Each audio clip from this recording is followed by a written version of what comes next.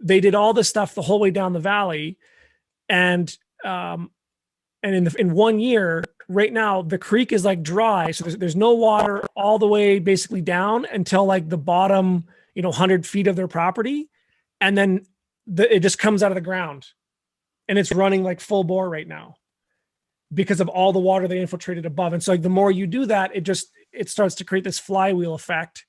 And so that's what I was saying. Like if you can do stuff like that all the way up this valley and like just go for a walk and just push logs in, make it look like an accident, all that stuff is going to slow that water down, and it's going to give you more reliable water long term, so that when you do, put in some kind of a dam like this, now you've got, pressure at, 70 psi all the way down your property.